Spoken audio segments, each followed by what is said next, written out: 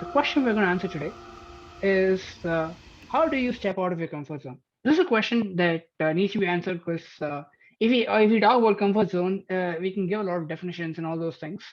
But the question everyone wants to know is the answer everyone wants to know is like how to step out of it. So Deepak, Right. Comfort zone, I guess it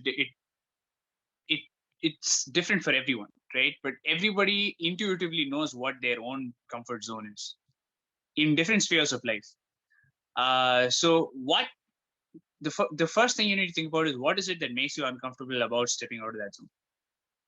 Is it do you fear social rejection? Or do you sense some other sort of risk? Like, do you feel a physical threat by stepping out of that comfort zone? Or is it, do you see financial risk? Or what? So what is it that scares you about stepping out of that zone? That really matters, because it's only based on that that you can determine how you can step out of that zone, right? If it's just something that you perceive as a threat, but objectively is not going to harm you much, it's in those circumstances that you should make an effort to step out of your comfort zone, because you are more likely to gain by doing that than by not. One way to do that is to change up your daily routine. It's good to have a routine. It's good to have structure, stability, all that. I am not against that. But every once in a while, you need to switch things up. Makes life more interesting. It makes you learn new things. And it improves your skills in several ways, in ways that you might not have foreseen. So as you learn new things, you start making connections in your brain with things that you already have learned, and start to think in new ways. And that is one of the biggest things you gain from stepping out of your comfort zone. If it's more, like social, right? You may not want to take a public speaking, for example. That for some people is something that makes them step, like it's out of their comfort zone. So in those kind of circumstances, sometimes you just got to suck it up and face your fears, right? I mean, sure, maybe you're going to make a fool of yourself, but the thing is, you have to come to peace with making a fool of yourself, because most things in life, when you first do it, when you learn a new skill, you're going to suck at it. Accepting that as the natural order of things, and as something that you can work on improving, would mean that you are more willing to make a fool of yourself. It also comes down to your attitude on whether you think that you can improve on things, or whether you think everything is just innate skill.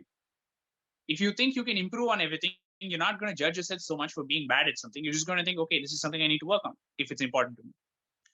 So that kind of attitude, I think, helps people step out of their comfort zone. yeah, clearly you haven't heard of beginner's luck, where you might be just good right on your start. But anyway, so you do make a lot of good points, and to sort of add, I'd say just show up. Like just put yourself in a situation, and then if it doesn't go well, it doesn't go well. If it goes well, great. Just putting yourself in those situations. After a point, you'll get used to it, and you will get better. I know that Einstein has said that doing the same thing and expecting different results is like a really stupid thing. I am paraphrasing it, but then you also learn the same way through repetitions.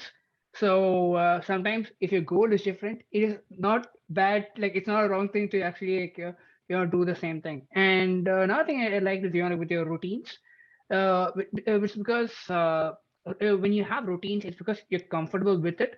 Uh, that's the reason it's called a routine. You do it like habitually, and being able to sort of do something like that, and then like changing it up a bit. Is change just like a new thing, and putting anything is like a bit out of your comfort zone. So being able to do that is definitely a good way to do that.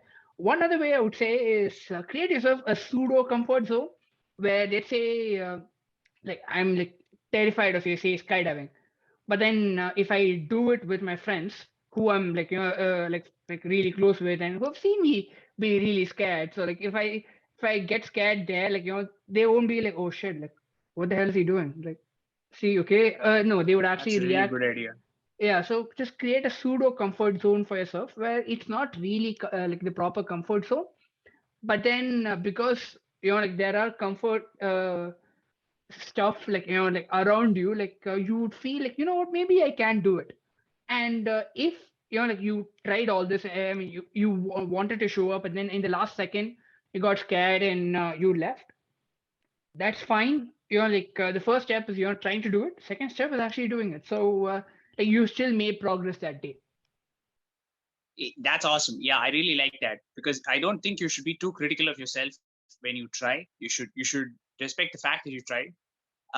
Because if you keep trying, inevitably persistence is going to make you better, and luck will eventually turn your way. The other thing I really liked with what you said was the pseudo comfort zone idea. That's brilliant. I hadn't considered that. Besides that, I think if you're going to take a step out of your comfort zone and there are risks involved, do the requisite training that you need to do in order to feel safe doing it, right? Be prepared for whatever it is that you're supposed to be prepared for. Like if it's skydiving, don't just like randomly skydive one day without any, I mean, first of all, wear a parachute or something. Of course. Don't jump off a cliff. Yeah, that's called So suicide. yeah, That's not preparation skydiving. really matters. What's that? That's called suicide. That's not called skydiving. Suicide Yeah, attempt. well, but if you are prepared and you're just trying out a new thing, then go for it. Be proud of yourself for trying it out, even if it doesn't work out. I mean, maybe skydiving it kind of has to work out, right? Like you can't fail on that. But like think of I don't know, like applying for a new job. You might not think that you're qualified because it's the imposter syndrome and all that. It might be a tough job interview, but you should still back yourself and apply for it. Exactly. And maybe you'll get a whole bunch of rejections, but maybe you'll get something really good that might be better than what you have now, or yeah. So But it really all just comes down to backing yourself to the hilt, no matter what. I mean, think about like Glenn McGrath before the Ashes saying, we're going to win 5-0. And he said that every Ashes in a row. And the final test series he played, it was an Ashes test series, and his team won 5-0 for the first time in 86 years. So it really, really matters that you back yourself to the hilt. So go out and do what you want to do. Skydive, send in that job application, go talk to that cute girl you've been seeing. yeah, definitely. But that being said, there are a few times where you should stay in your comfort zone. Do you want to talk about that? Let's talk about it tomorrow.